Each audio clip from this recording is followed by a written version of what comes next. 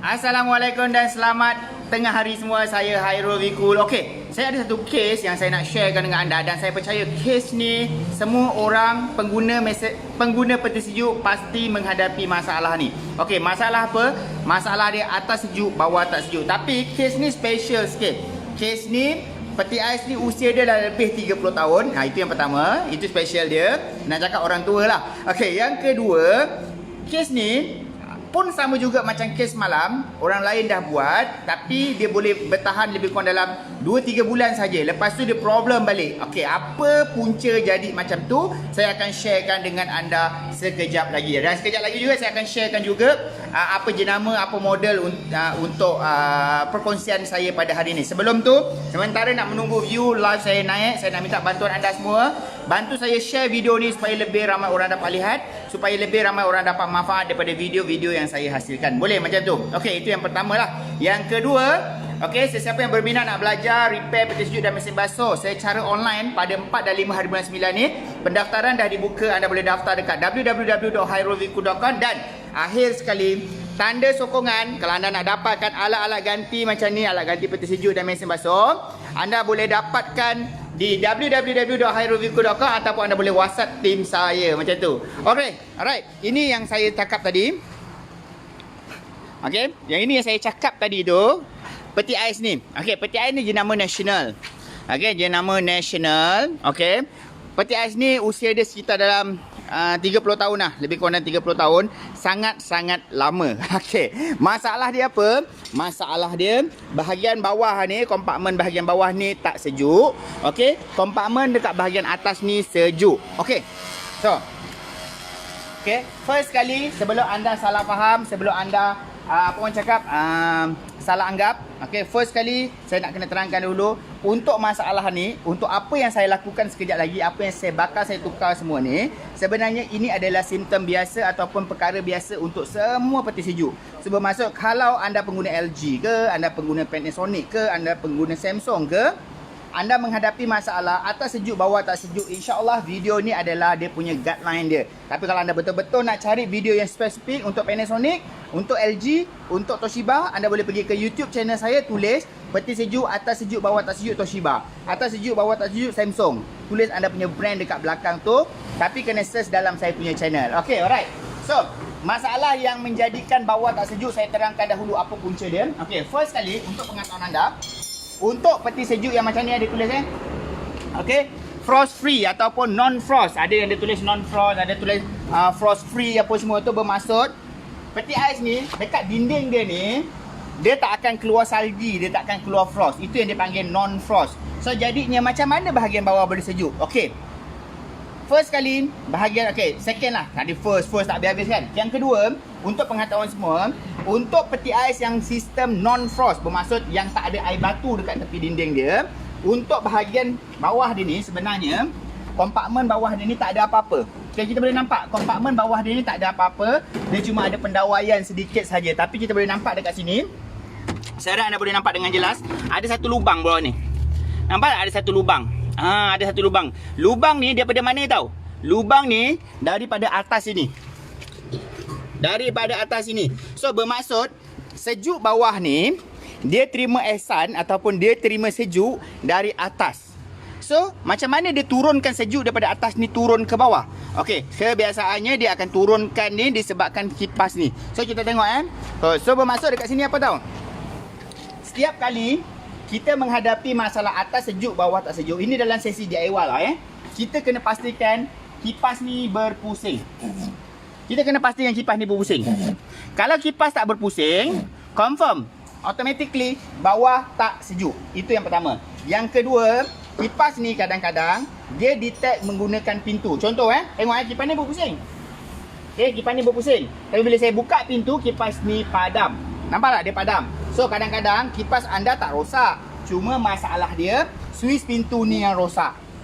Bila suis pintu rosak, automatically kipas tak berpusing. So anda kena alert. Itu yang pertama lah. Okay, alright. So kalau bawah tak sejuk, anda kena check kipas. Tapi isu hari ni bukan pasal kipas, tapi saya bagi tahu je, anda kena check kipas. Okay, ini kipas tak ada masalah, kipas berpusing. Tapi nampak tak pelik dia dekat sini? Dia penuh air batu ni. Dia ada air batu ni, dia ada air batu, ada frost ni, ada jadi ada air batu. Kenapa dia boleh jadi macam tu? Sepatutnya peti ais ni dia non frost tau. Dia tak ada frost, air batu ni takkan jadi macam ni. Okey, so ini disebabkan masalah dia melibatkan sensor ni problem. So, untuk pengetahuan anda semua, peti ais ni pernah di repair dan telah ditukar dia punya sensor dia. Itu yang pertama, itu yang kita dah nampak dah. Okey, sensor ni dah ditukar, itu yang pertama. Yang kedua, heater kat bawah ni pun pernah ditukar. Nampak tak wire ni ada sambungan dekat sini? So bermaksud heater ni pun dah ditukar. Tapi yang saya nak tunjukkan, sensor dan heater yang ditukar ni kurang berkualiti. Nanti saya akan tunjukkan dengan anda. So dah, ni dah sampai ke muncak dia, 1K view. Alhamdulillah, bantu saya naikkan lagi view ni sebab kita dah sampai ke muncak dia. Video ni saya tak nak ambil panjang sebab saya pun penat hari ni. Alright, so untuk selesaikan masalah atas sejuk, bawah tak sejuk, kebiasaan kita akan cadangkan 3 barang yang perlu ditukar. Heater, sensor dan juga timer. Dekat mana kedudukan dia untuk jenama national ni? Untuk jenama national ni, okey. Untuk heater dan sensor dia akan duduk dekat bahagian cooling coil ni. Okey. Untuk timer dia duduk dekat bahagian bawah ni. Dia duduk dekat bahagian bawah ni. Tapi kalau lain brand, kebanyakan timer dia akan duduk dekat belakang. Nanti saya akan tunjuk. Okey Angah, bantu saya tunjuk macam mana cara nak tukar sensor, macam mana cara nak tukar heater, dan nanti saya akan tunjukkan juga macam mana nak kenal barang tu ada kualiti dengan tak ada kualiti. Okey, siapa nak, tolong komen nak dan tolong share. Boleh? Alright Angah, tutup karen dulu Angah. Okey, jom. Okey, first kali tutup power supply. Lepas tu buka cover bahagian atas. Okey, kita keluarkan sensor dia terlebih dahulu. Okey, buka kabel tak tengah. Atas. Buka kat situ. Tengok mungkin tempat ni sempit. Jadinya kalau dia tak cukup ruang, minta maaf lah. Okey. Tengok sambungan dia dekat mana? Buka end cap tu. Buka end cap tu. Potong ya. Potong terus kat end cap atas boleh tak? Atas je. Atas je. Wire atas. Sini. Bawah sikit. Situ. Okey, kita potong. Lepas tu mana wire dia? Situ kan? Okey, potong. Okey. Alright. So ini dia punya sensor dia. Tolong pegang macam tu nampak. Sensor dia ni wire dia panjang ni, original punya dulu kan. Okey, so sekarang ni kita tukar sensor yang baru. Jom kita ambil barang dulu lah Ngah. Ke nak buka dulu heater? Buka dulu heater lah. Okey. So sensor dekat situ, tapi takut nanti orang ni lah, orang tak faham nanti. Okey, jom pegang. Jom. Saya ambil satu persatu tujuan dia saya nak ajar anda, saya nak kongsikan dengan anda. Kita buat satu persatu. Orang expert dia akan buka, dia pasang semua sekaligus. Tapi saya percaya, niat saya nak DIY, nak ajar anda secara DIY. Bermaksud saya kena buat step by step. Okay, first kali kita akan tukar dia punya sensor dia. Okay ni, jom. Okay, kita ambil sensor. So sensor ni kat sini saya ada jual 2 jenis quality. Yang high quality dengan yang biasa-biasa lah, medium quality punya lah. Okay, so yang ni high quality. Macam mana nak kenal nanti saya terangkan. Okay. So kita buat macam ni lah. Layar, tolong saya kata. Okay, pegang ni. Okay, ini wire orange. Kita potong. Sebenarnya senang je kalau kita ada ilmu dia. Okay. Mana sensor lama? Ni sensor lama dia. Ni sensor lama dia. Okay. Kat sini first kita nak kenal sama ada sensor tu ada high quality ke tak high quality. Okay. So dekat sini material yang digunakan, okay, kalau kita dapat tengok, okay, sini dia punya pipe copper dia lebih halus, yang ni lebih kasar. Lepas tu kita boleh tengok wire dia lebih kasar, yang ni lebih halus. Okay, lepas tu sebenarnya dia ada satu perkataan dekat bahagian dalam dia ni. Okay, dia ada satu perkataan kat bahagian dalam dia ni. Tapi disebabkan saya dapat information yang mengatakan bacaan atau tulisan dekat bahagian dalam dia tu adalah brand sesuatu jenama. Jadinya saya tak boleh condemn brand orang. Nanti kan saya kena jadi masalah. Dulu boleh. Dulu saya punya video tak tinggi dia punya view dia. So jadinya saya tak dapat nak sebut. Contohlah saya tak dapat nak sebut Abu ke, saya tak dapat cakap okey Abu tak boleh pakai. Abu low class. Saya tak boleh cakap macam tu. Saya tak boleh nak sebut dekat dalam live saya. Saya harap anda kena faham situasi tu. Bukan saya kena ilmu, tapi ini melibatkan hak cipta orang, jenama orang. Jadinya saya tak boleh sebut apa brand yang tak bagus yang dia ada tulis dekat dalam ni. Dia ada tulis dia punya logo, dia ada tulis dia punya brand dia dekat dalam ni lah. Okey, tapi saya boleh cakap rupa parah sama. Okey, tapi kualiti dia dijamin memang rendah sikit lah yang ini. Yang saya pegang ni memang rendah sikit kualiti dia. Alright, so macam mana cara kita nak sambung? Okay. Kita buat satu-satu dululah. Okay. Ini wire oren yang kita sambung tadi. Pintal je. Okay, pintal. Nampak tak macam saya buat ni? Pintal. Boleh masuk lah kamera? Boleh nampak Yep. Kalau anda ada soldering iron pun lagi cantik. Masuk end cap. Masuk end cap. Kita masukkan dalam sini. Lepas tu kita ambil plier. Kepitkan dia. Dah, selesai. Yang sini tadi wire coklat. Dia bergabung 3. So saya buang end cap lama. Ni cap lama kita buang. Okay, kalau tak ada end cap, boleh tak pakai apa? Pakai black tape saja pun boleh, tak jadi masalah pun. Okey, kita buat sini. Sensor, sambung wire yang kita buka tadi, kita sambung balik je.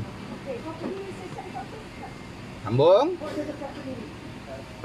Lepas tu ambil end cap ni, masukkan kat sini. Lepas tu kepit. Dah. Sensor dah siap sukar dah. Nampak tak? Sensor dah siap tukar dah, senang dah. Ini sensor dia. So sensor dia ni pula, bila kita nak pasang macam mana? Nampak tak sensor ni dia ada dua permukaan. Satu warna hitam, satu yang warna perak ni, warna silver ni. So yang bahagian silver ni duduk dekat bahagian bawah sini. Okey, dia masukkan kat dalam corong dia ni lah. Itu kalau yang ada corong. Yang tak ada corong, kebiasaannya dia akan duduk dekat accumulator ni. Okey, tabung warna tembaga ni, kebiasaan dia akan duduk macam ni. So pastikan yang silver ni melekat duduk dekat sini. Ambil lah kabel tie, ikatkan dia. Kalau dia kedudukan kat situ lah. Alright, so macam mana nak keluarkan dia punya heater pula? Okey, bawah ni ada heater. Ni, okay, kita keluarkan cooling coil dia ni. Okey, dia memang kena kasar sikit. Kalau kerja halus-halus, tak boleh. Tak boleh nak keluar. Okey, bawah ni ada heater dia. Nampak tak bawah ni ada heater dia ni? Saya ketuk sikit ni. Ni ada heater dia. Ni. Nampak tak? Ni pemanas tau. Sepatutnya pemanas ni dia akan cairkan air batu ni. Tapi sekarang ni air batu ni yang salut pemanas ni. So bermaksud pemanas ni ada something wrong yang tak kena. Bermaksud heater ni tak berjalankan kerja dia, tak menjalankan kerja dia. Itu yang membuatkan air batu penuh dekat bawah ni. So, sistem ventilation atau kitaran udara tu tidak berjalan dengan sempurna. Dia umpama kipas angin, belakang kipas angin kita penuh dengan habuk. Walaupun kita duduk depan kipas, angin tu tak kuat. Setuju tak? Macam itulah dimaksudkan sistem ventilation. So, kipas ni pun sama juga. Dia ada ventilation, dia ada turun bawah. Lepas tu dia akan masuk dekat lubang sini. Nampak tak? Okey, angin keluar sini. Keluar dia akan masuk sini. So bila bawah dah tersumbat, ventilation tak ada, itu yang membuatkan peti ais bawah jadi tak sejuk. Okey? So macam mana nak tukar dia punya heater dia So ini pakai klip. Keluarkan je klip dia.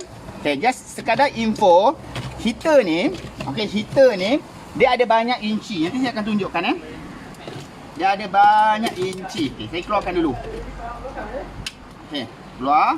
So dekat sini dia ada wire. Kita ada pilihan lah, sama ada nak potong wire tu ataupun nak tarik wire baru. Tapi yang ni saya akan potong. Okay, saya akan potong kat sini. Okay, potong sini satu, potong sini satu. Okay, so ini heater yang lama. Okay, heater ni dia tak datang dengan plate ni. So plate ni berhati-hati plate ni kena pakai balik. Kalau anda buang, nanti saya akan cerita apa kesan dia. Okey, ini heater. Yang kita nak tukar adalah barang ni sahaja. So heater ni dia ada panjang dan banyak jenis. Jom kita ukur dulu mesti ada orang cakap, kenapa lah tak ambil sekaligus tu? Masalah ni saya tak tahu heater ni berapa inci. Heater dekat pasaran ada yang 10 inci, ada 12 inci, ada 13 inci, ada 13,5, ada 14, ada 15, 16, 18 sampai 20 inci. Jadi kita kena ukur dulu. Mana tali tape? Boy, tali tape mana boy? Tali tape? Tali tape. Oh ni. Okey. So kita kena ukur heater tu macam ni. Okey, kita kena ukur heater macam ni. Daripada hujung sini sampai hujung sini berapa? 13. Betul tak? 13 inci kan? 13 inci. Jadinya kita ambil 13 inci kat sini. Ni heater 13 inci. Okey, ingat tak tadi dari permulaan awal tadi saya cakap customer ni pernah repair tapi dia pakai dalam 2 bulan, 3 bulan dia rosak balik. Saya cakap disebabkan kualiti barang yang digunakan. Okey. Nampak tak? Heater yang saya tukar dengan heater yang lama ni. Ini bukan faktor lama tau. Tapi kita boleh nampak tak material wire dia. Okey, yang ini lebih solid, yang ini lebih transparent dan lebih lebih ni. Saya tak boleh sebut lah. Saya sekarang ni kena berhati-hati selepas ditegur disebut di pasal saya sebut pasal satu brand. Okey, brand ni saya tak apa orang cakap, sebenarnya saya tak tahu yang itu adalah brand. Jadinya bila saya sebut benda tu, pemilik brand tu rasa tak best lah. Dia rasa macam saya condemnkan dia punya barang lah. Tapi jadinya saya selepas ni kena lebih alert lah. Saya tak boleh nak sebut brand orang. Alright, tapi dekat sini anda kena berhati-hati memilih kualiti barang. Okey, kalau anda tersalah beli, kemungkinan anda pakai tak lama dia akan cepat rosak. Okey, kat situ Alright. So, masukkan balik kat sini. Mak kau lipat. Okey, plate nanti saya akan ceritakan apa fungsi plate ni. Ada tak orang berminat ni? Ada tak orang berminat ni? Okey, pasang dia punya cangkuk dia balik semula. Kita pasangkan semula dekat sini. Okey, masukkan. Okey, apa fungsi plate ni? Okey, kadang-kadang orang tak tahu. Masa dia buat proses pemasangan, dia buang plate ni. Dia rasa semak je. Sebab ni plate ni cantik lagi. Ada yang baru-baru, yang peti ais yang agak model baru punya, plate ni lembik, dia cepat tu. Okey, fungsi plate ni adalah untuk mengelakkan, dia duduk kat sini. Okey, mengelakkan air jatuh direct terus dekat atas heater. So bayangkan cooling coil ni ada ais. Contoh ada ais kat sini. Heater ni panas. Dekat ruang dalam ni akan warm, akan suam-suam panas. So air batu ni akan cair. Bila air batu ni cair, dia akan menitik air macam ni. Nampak tak? Dia menitik air macam ni. So jadinya dia tak nak air tu menitik atas heater ni. Sebab heater ni dia akan panas. Bila heater ni panas, air menitik atas dia, heater ni akan pecah. Crack. Okay, dia akan crack dan pecah. Sebab itulah dia pasang satu plate macam ni.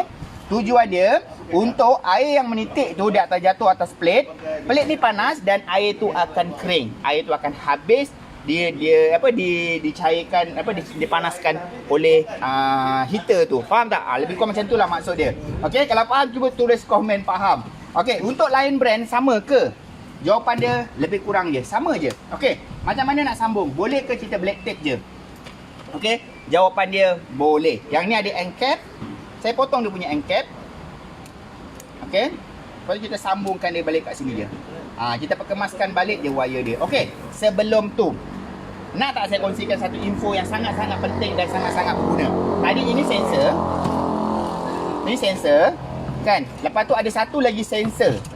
Saya panggil bahasa sensor jugalah kasih anda faham. Tapi nama sebenar dia adalah thermofuse. Nama sebenar dia adalah thermofuse. Saya keluarkan juga. Sebab kadang-kadang ramai orang nak DIY. Okey, dia tersilap. Dia membeli ataupun menukar barang yang salah. Kadang-kadang dia selalu WhatsApp tim saya. Inilah kelebihan membeli dengan hydraulic cool. Okey, kita akan tanya dulu. Barang tu dah rosak ke? Barang tu dah check ke? Rosak ke tidak kan? Okey. So ini adalah thermofuse. So saya kongsikan dengan anda, barang ni sebenarnya susah nak rosak. Jarang sangat rosak. Tapi dia tak mustahil benda ni boleh rosak. Macam mana kita nak check dia rosak atau tidak? Okey, cara dia macam ni. Tolong saya Mi ambil multimeter. Tolong saya ambil multimeter Mi. Multimeter. Okey, kita kena guna multimeter ataupun check lah benda-benda apa pun yang kita boleh check keterusan. Dia ni macam fuse. Kalau kita check menggunakan multimeter, menggunakan keterusan, ada bacaan, bermaksud dia okey. Kalau tak ada bacaan, bermaksud dia rosak. Okey, macam mana cara dia? Sekejap, tim saya pergi ambil multimeter. Ada berapa orang tengah live dengan saya sekarang? 2.2. 2.2. Terima kasih kepada sokongan anda semalam. Saya dah dapat kontak lebih kurang kontak saya belum telefon lagi yang WhatsApp saya tu, tapi saya dah dapat kontak lebih kurang dalam 5 ke 6 orang ustaz. Okey, yang saya cakap pasal saya nak buat satu program jelajah daripada taman ke taman. So adalah 5-6 orang ustaz dah WhatsApp saya untuk berbincang macam mana program tu nak dijalankan. InsyaAllah mungkin dalam awal bulan 9 ni program tu akan dijalankan. Saya akan kongsikan ilmu saya secara percuma dari masjid ke masjid, daripada surau ke surau macam tu. So insyaAllah nanti anda tunggulah program tu akan dijalankan. Okey, semua program tu adalah percuma. Untuk DIY, untuk beri kesedaran, untuk servis mesin basuh. Okey, ini guna multimeter. Satu check wire sini, satu lagi check wire sini. Kita nak check. Okey, ada bunyi kan? Ada buzzer kan? Bermaksud thermofuse ni masih lagi elok dan thermofuse ni tidak perlu ditukar. Okey, alright, sensor. So, ini wire sambung kat sini tadi. Kita sambungkan dia, pintalkan dia je macam ni, tak ada masalah. Okey, lepas tu kita ambil end cap. Masukkan kat sini. Kita kepitkan dia. Settle dah. Bahagian sini settle tak kuat. Okay. Okay, settle. Hand cap, masuk. Lepas tu kita kemaskan macam mana kita nak masukkan dia. Okay. Ini belum selesai lagi Ada satu bahagian lagi yang kita perlu tukar, iaitu dia punya timer. Kat mana timer? Kejap lagi saya dudukkan. Okay, masukkan dia berhati-hati. Jangan sampai terpatah dia punya pipe gas dia. Okay, keluarkan. Masukkan dulu. Okay. Masukkan dia dulu ke dalam ni. Okay, dah masuk dah. Nampak? Dah selesai. So, sensor ni tadi kita masukkan tempat asal balik semula. Tadi saya keluarkan kan. Okay, masukkan balik tempat asal. Lepas tu ni, kat mana nak duduk ni? Ini mesti duduk di tengah-tengah. Okay, di tengah-tengah antara cooling coil, di antara heater dengan cooling coil. So ni kita akan kena cable tie supaya dia duduk kat tengah-tengah macam ni. Nampak tak? Tengah-tengah. Okey, antara heater dengan cooling coil dia duduk tengah-tengah. Kenapa dia tak boleh duduk bawah sangat? Bila dia duduk terlampau bawah, nanti heater tu baru panas sikit dia dah cut off. Okey, so jadinya dia kena duduk dekat tengah-tengah. Okey, wire satu lagi ni nak buat apa? Satu lagi ni kita sambungkan juga pada heater yang satu lagi. So untuk pengetahuan anda semua, heater ni okey, dia tak ada negatif positif. Bermaksud kita boleh pasang terbalik pun tak apa. Sensor tu pun sama, kita pasang terbalik pun tak apa. Dia tak ada negatif positif. Kadang-kadang orang takut, mana satu negatif, mana satu positif. Tak ada. Tak kisah. Pasang terbalik pun tak apa. Okey, saya pasang. Plier, kepit. Kalau tak ada end cap macam saya pakai ni, pakai blade tape pun boleh, tak ada masalah pun. Okey, pakai blade tape pun boleh, tak ada masalah. So ini kita perkemaskan lah. So elakkanlah kawasan ni, wire yang kita sambung tadi tu, elakkan daripada terkena air, terbuka macam tu lah. Macam ni kita simpan dekat atas. So yang ini pun kita akan simpankan dia dekat atas. Kebiasaannya ni, wire ni semua dia akan ada satu plastik. Dia akan masuk dalam plastik, kita kena tie balik semula lah. Okey, tapi saya tak nak buang masa, tak nak fokus pada dekat masalah dekat sini. Sebab benda ni simple. Macam mana anda buka, macam tu anda kena pasang balik. Okey, poin yang ketiga, barang yang perlu anda tukar adalah defrost timer. Ni. Okey, ini adalah defrost timer. Okey, defrost timer ni, okey, sebelum saya tunjuk macam mana nak tukar, okey, first kali anda kena tahu apa fungsi timer. Kadang-kadang ramai orang tak nak tukar timer. Macam kes ni ini timer asal, original. 30 tahun dah sensor ni, timer ni. Sebab apa? Technician yang sebelum ni buat, dia tak tukar timer sebab dia tak faham konsep timer ni apa. Okey, timer ni kerja dia membahagikan tugas. Untuk frost dan untuk defrost. Frost tu dia akan sejukkan cooling coil.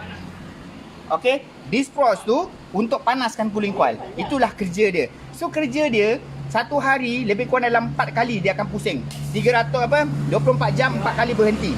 So jadi bayangkanlah kalau dah 30 tahun, takkanlah benda tu tak rosak-rosakan. Tapi National, saya cakap betul-betul. Saya berani sebut je nama National sebab National dah tak ada lagi, dah ganti Panasonic. National memang terbaik.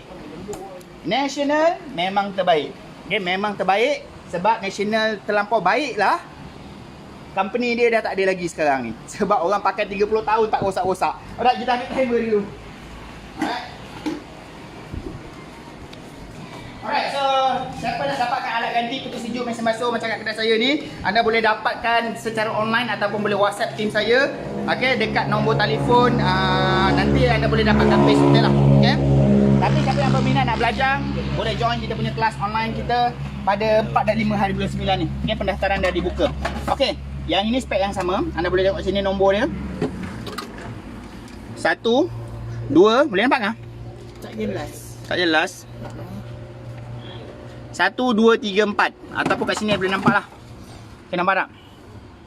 Okey. Okay, 1, 2, 3, 4. So, kalau tips DIY, beli barang yang sama, just kita tukarkan satu persatu ikut nombor yang betul. Okay, 1.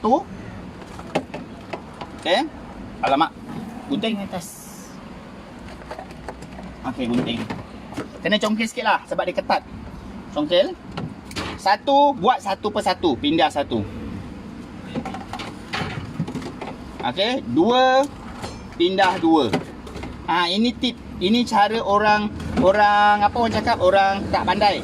Bukan saya cakap anda tak pandai, tidak. Tapi kita baru nak belajar, kita buat cara baru nak belajar. Ini cara orang baru cara nak belajar. Tapi kalau dah pandai, betul-betul expert, apalah buka je, buka rentak, pasang je balik semula. Tapi niat saya adalah nak berkongsi ilmu. So jadinya saya kenalah tunjuk cara kasih cara yang paling mudah faham. Setuju tak? Okay, last point. Jangan keluar dulu. Ini poin yang paling penting. Dekat belakang ni, nampak tak ada anak panah? Nampak tak ada anak panah? Kan? Benda ni anda kena pusing. Benda ni anda kena pusing kalau anda nak buat pemasangan. So, macam mana cara dia? Cuba ada test pen. Apa? Ada tuan-tuan? Tu. Okey. Tengok sini, ada anak panah kan? Okey, kita pusing ikut anak panah. Dia akan dengar bunyi tau. Okey, dia ada bunyi ketek ketek ketek ketek sampai satu tahap dia akan bunyi macam double click ataupun bunyi yang lebih kasar. Kek macam tu. So, lepaskan bunyi tu. Bermaksud kita gerakkan sedikit sampai bunyi yang kasar tu lebih ke depan, maju ke depan. Tujuan dia apa? Tujuan dia adalah kita nak pastikan timer ni duduk sekurang-kurangnya 6 jam dia frost. Supaya nanti tak adalah dia baru jalan 30 minit tiba-tiba dia dah defrost. Nanti bila dia terus defrost, kompresor tak hidup lagi apa? Sensor tak normally close lagi. Kompresor akan jadi problem. Bukan problem kompresor. Macam nak cakap, benda ni agak complicated sikit untuk saya terangkan. Tapi benda tu anda kena buat proses tu. Okey? Tak.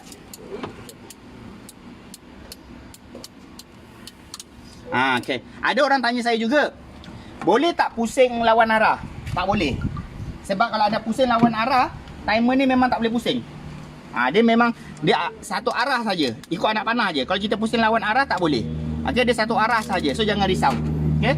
Alright. So sebenarnya sebenarnya masalah ni dah selesai pun dah.